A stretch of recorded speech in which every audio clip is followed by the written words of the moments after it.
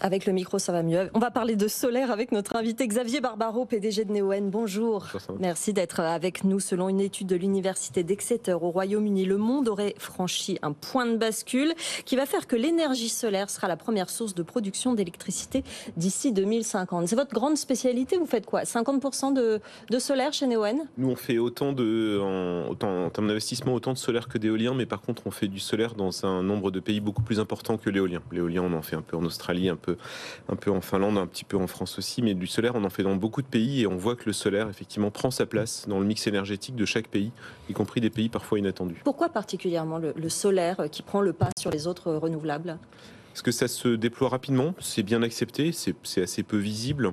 Il y a un côté Lego, quand on assemble une centrale solaire, ça se fait simplement. Ce sont des choses qui en plus produisent de manière assez prévisible. On arrive à prévoir assez bien l'ensoleillement, donc on peut compter dessus. Et puis il y a une part de contenu local assez important, donc en plus c'est bien accepté. Les retombées économiques au moment de la construction sont réelles. Donc c'est quelque chose qui marche bien, qui est pas cher, qui permet de verdir rapidement le mix d'un pays, et puis en plus qui permet d'augmenter la part de production domestique. Vous faites des très gros chantiers, mais c'est vrai qu'en France, on voit énormément de particuliers qui se mettent au solaire juste pour leur maison. Ça compte dans ce calcul-là qui va faire que l'énergie solaire va être beaucoup plus importante? Bien sûr, les deux piliers sont importants. Une petite toiture solaire coûte plus cher à l'installation, mais elle évite aussi les coûts de transmission de l'électricité. Nous, ce que Neoen fait sont des grandes centrales, soit sur des parkings, soit sur des étendues au sol. Donc le coût de production est plus bas parce qu'on a des effets d'échelle. Par contre, il faut payer le coût d'acheminement. Mais les deux ont tout à fait leur sens. Ce qui est intéressant, c'est que vous allez ouvrir une centrale solaire en Suède. On n'aurait pas dit la Suède au départ, mais ça veut dire que c'est un pays qui peut accueillir ça? Bien sûr, et le paradoxe, c'est qu'aujourd'hui, on arrive à produire de l'électricité solaire moins chère en Suède qu'en France. Donc on a bon espoir d'arriver à améliorer les choses en France et on pourra en reparler. Mais on en parle souvent. Aujourd'hui, on arrive à faire du solaire compétitif en Suède, comme d'ailleurs en Irlande, qui sont des pays qui sont pourtant pas tellement connus pour leur ensoleillement. Mais ça marche bien parce qu'on fait des projets à grande échelle avec du foncier qui est disponible et des coûts de raccordement qui sont limités. On entendait tout à l'heure un industriel suisse qui faisait aussi des panneaux. Et lui, il fabriquer ses panneaux aux États-Unis. Il est suisse pour ensuite les rapatrier en Allemagne. Alors il peut y avoir des supply chains parfois un peu complexes dans le photovoltaïque. Ce qu'il faut retenir, c'est que le panneau, bien évidemment, c'est la partie la plus visible d'une centrale solaire, et pourtant c'est que 20% de l'investissement. Aujourd'hui, quand on investit dans une centrale solaire, quand on investit 100, il y a à peu près 20 pour les panneaux, 20 pour le raccordement, et puis 60 pour les travaux, les structures métalliques, qui sont des choses que typiquement Neoen confie à Bouygues ou à Eiffage ou à Vinci ou à d'autres. Donc la partie du panneau, elle est importante, et on espère d'ailleurs qu'il y aura une supply chain peut-être plus simple que celle dont vous parliez. Moi, j'aimerais pouvoir acheter plus de panneaux en Europe, et je pense que ça va venir d'ailleurs. Mais c'est vrai qu'aujourd'hui, même si la partie panneau est encore peut-être un peu trop globalisée, en tout cas tout le reste, les 80 autres % de nos investissements, c'est très local. Jean-Marc. Oui, moi j'aurais deux questions un peu techniques, enfin assez techniques, mais la première, c'est cette électricité d'un pays à l'autre. Vous en faites quoi? Parce que en France, normalement, on le donne à EDF, mais en Suède, il n'y a pas EDF. Comment ça fonctionne d'un pays à l'autre? Puis alors, une autre question qui est un peu plus personnelle. Moi, je fais partie de la génération des gens qui ont traduit les textes latins où Archimède mettait le feu avec le soleil. Pourquoi est-ce qu'on n'utilise pas la chaleur, fond remue, tout ça? Sur le plan technique, pourquoi cette piste-là d'utilisation du soleil sous forme de générateur de chaleur n'a pas été utilisée? Encore une fois, il y a un four solaire à fond remue. Quelle est l'impasse? Quel est le constat scientifique qui a été à l'origine de cet abandon?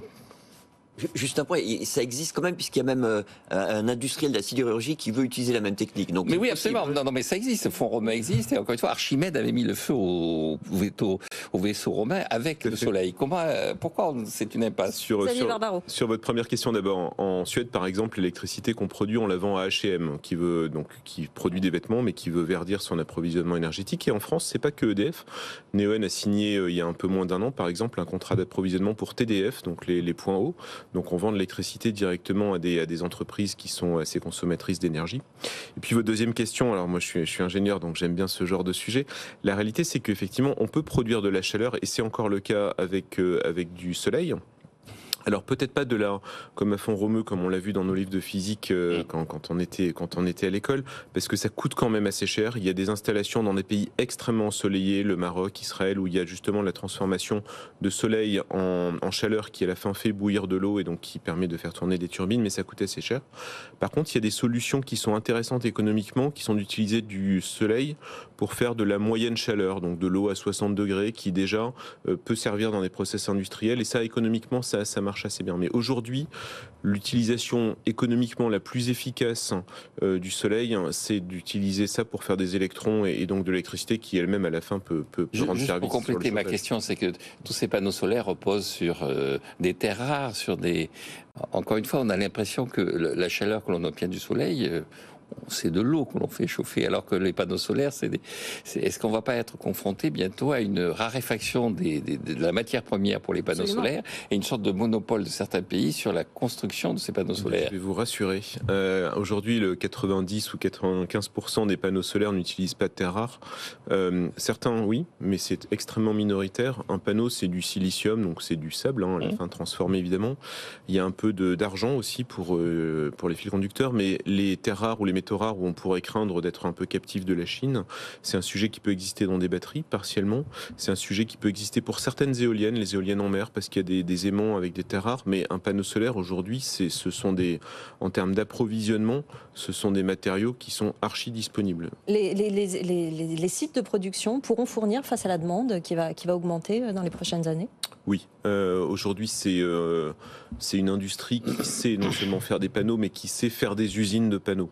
Donc on peut assez facilement, en un temps relativement limité, construire des nouvelles usines. Et j'espère d'ailleurs qu'elles seront construites en Europe. Aujourd'hui, le problème de l'Europe qui est absente de la production de panneaux, c'est parce qu'il y a des usines trop petites. Donc il faut faire des grandes usines pour avoir des effets d'échelle. C'est pas une question de coût de la main-d'œuvre, c'est pas une question de dumping chinois ou autre, c'est vraiment une question d'avoir des usines de grande taille. Ça, c'est faisable en Europe. De la même manière qu'on est en train de construire des très grandes usines de batteries, on pourrait faire des très grandes usines de panneaux. À nouveau, il faut laisser ça à sa juste place. C'est 20% de l'équation économique, mais aujourd'hui, l'Europe couvre 80% de la supply chain du photovoltaïque. C'est dommage, effectivement, de ne pas aller à 100%. C'est toujours extrêmement positif et vous êtes toujours optimiste, Xavier Barbaro, quand vous parlez de votre business. Alors, je ne suis pas toujours optimiste, mais sur le solaire, et sur le solaire en France en particulier, je pense qu'on peut faire beaucoup. Alors après, il y a un certain nombre de choses à décoincer. Neoen est un acteur extrêmement actif en France. Dans le dernier appel d'offres gouvernemental, on était le premier lauréat en termes de nombre de projets, 17 projets lauréats. On était le deuxième lauréat en puissance cumulée. Donc on a, nous, par exemple, rajouté à notre portefeuille 238 mégawatts le mois dernier. Pour donner un repère, c'est à peu près le quart d'une tranche nucléaire en puissance. C'est moins en production, mais c'est important quand même. Et on est capable de soutenir ce rythme. On espère tous les 6 mois, justement, rajouter quelque chose de cet ordre-là. Donc on a un grand portefeuille de projets. En France, on a de la place. On a des industriels compétents, donc nos fournisseurs. On a des développeurs compétents, nous-mêmes et certains de nos confrères. On a une bonne acceptation du solaire. On a la capacité, d'un point de vue électrique, grâce à la qualité de notre réseau électrique, grâce aussi à la présence de l'hydroélectricité, on a la capacité d'absorber beaucoup de solaire, beaucoup plus que ce qu'on a aujourd'hui, alors que certains pays peut-être saturent un peu. En Australie, en Espagne, c'est compliqué, mais la France peut faire beaucoup plus de solaire. Il y a des freins administratifs, mais on travaille à les régler. Mais oui, on est optimiste, en tout cas à moyen terme, sur le solaire en France. Il y aura beaucoup de solaire en France et ça sera bien vécu et surtout bien compétitif et bien souverain. Merci beaucoup Xavier Barbaro d'être venu nous voir dans 90 minutes business.